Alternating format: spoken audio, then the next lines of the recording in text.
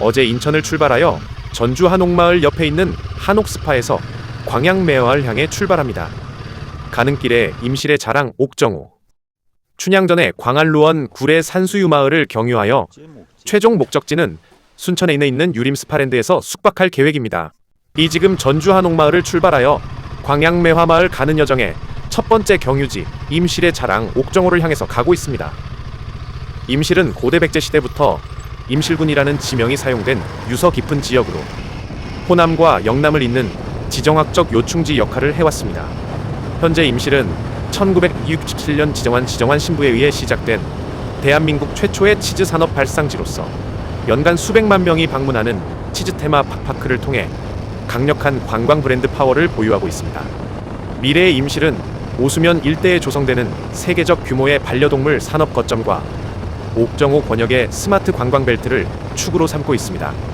ICT 기술을 접목한 스마트팜 확산과 사통팔달의 교통망을 이 임실은 고대 마한의 영토였으며 백제 시대에는 임실군이라는 지명이 처음 사용된 유서 깊은 지역입니다. 고려와 조선 시대를 거치며 호남과 영남을 잇는 지정학적 관문 역할을 수행해왔습니다. 특히 조선 태조 이성계가 등극 전 성수산 상이암에서 기도를 드렸다는 설화가 전해질 만큼 왕조의 기운이 서린 땅이기도 합니다. 근현대에 들어서는 1965년 섬진강 다목적댐이 완공되면서 지역의 지형과 산업 구조에 거대한 변혁을 맞이했습니다. 임실은 예로부터 산지가 많고 수계가 풍부하여 농업 중심의 경제 구조를 유지해왔으나 지리적 특성을 활용한 특화작물 재배와 전략적 물류 거점으로서의 가치를 지속적으로 확장해왔습니다. 이러한 역사는 임실이 단순한 농촌을 넘어 호남의 내륙 거점으로 성장하는 단단한 기초가 되었습니다. 옥정호를 가장 멋있게 조망할 수 있는 에뜨락 카페 전망대에 도착했습니다.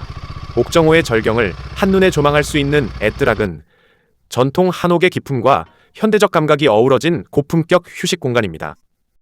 해발 고도가 높은 전략적 위치 덕분에 옥정호의 랜드마크인 붕어섬과 굽이치는 호반선을 가장 입체적으로 감상할 수 있는 최고의 명당으로 손꼽힙니다. 넓은 테라스에서 즐기는 차 한 잔은 장거리 라이딩의 피로를 씻어내주며 물안개 피어오르는 옥정호의 신비로운 풍경을 렌즈에 담기에 이보다 완벽한 베이스 캠프는 없습니다. 드론의 렌즈를 통해 내려다보는 이 거대한 푸른 물결. 옥정호는 대한민국 근대 토목사의 기념비적인 유산입니다. 1925년 일제강점기 농업용수 공급을 위해 축전 우남제에서 시작된 이곳의 역사는 1965년 국내 다목적댐인 섬진강댐이 완공되면서 현재의 웅장한 규모를 갖추게 되었습니다.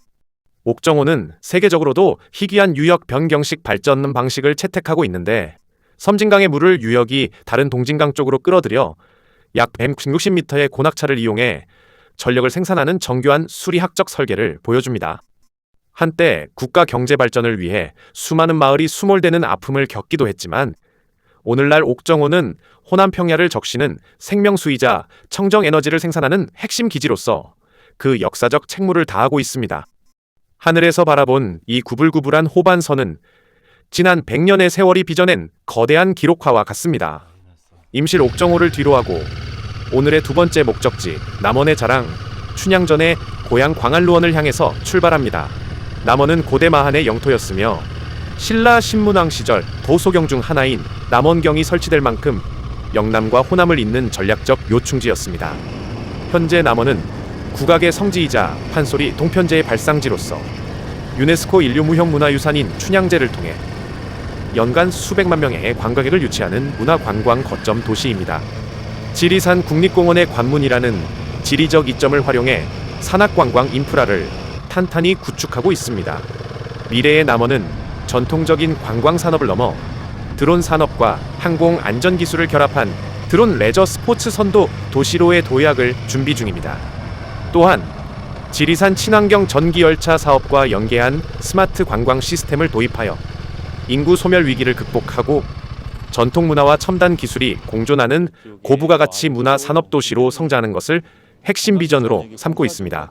광안루원 보물 제280-81호의 역사는 1479년 조선 세종 시절 명제상 황희가 남원으로 유배 왔을 때 지은 광통로에서 시작되었습니다. 이후 444년 하연이 정인지가 달나라 궁전 광안청어부와 같다고 감탄하며 광안루라는 이름을 붙였습니다. 정유재란 당시 화재로 소실되었으나 1626년 인조 4년 남원 부사 신감에 의해 현재의 모습으로 복원되었습니다. 이곳은 단순히 춘향전의 배경을 넘어 조선시대 관아 정원의 형태를 가장 잘 간직한 역사적 장소입니다. 경내에는 우리나라 4대 누각 중 하나인 광안루를 중심으로 영주 한라산, 복례 금강산, 방장 지리산을 상징하는 삼신산이 인공호수 위에 배치되어 있습니다.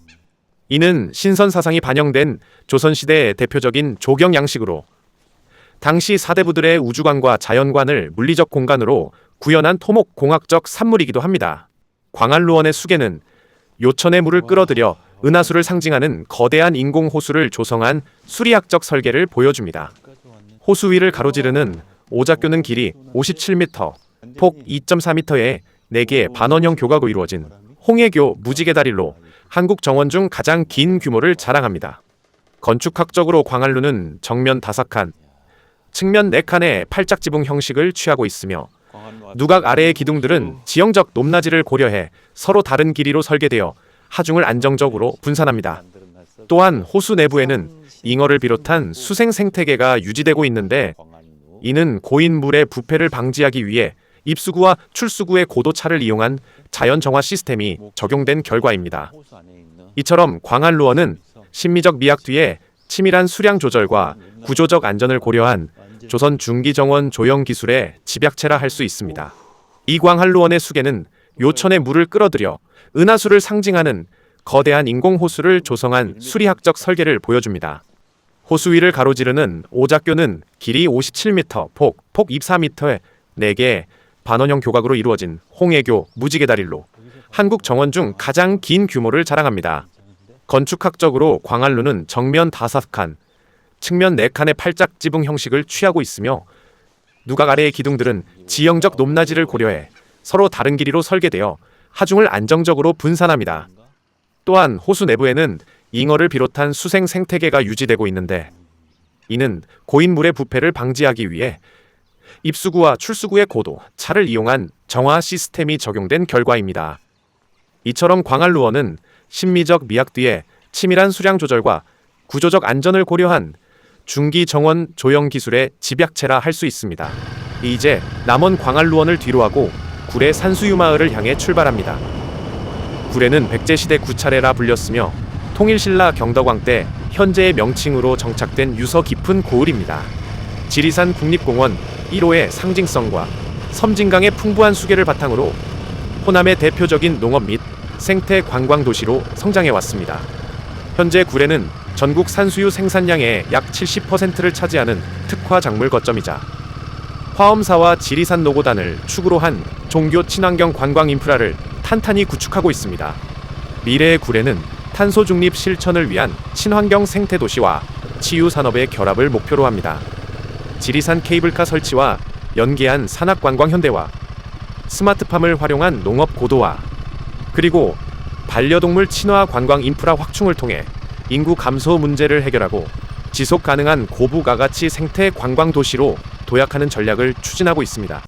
이 구례 산수유 마을의 역사는 약 1000년 전 중국 산동성에서 가져온 산수유 묘목을 심었다는 설화에서 기원하며 실제로 산동면이라는 지명 또한 이와 밀접한 관련이 있습니다.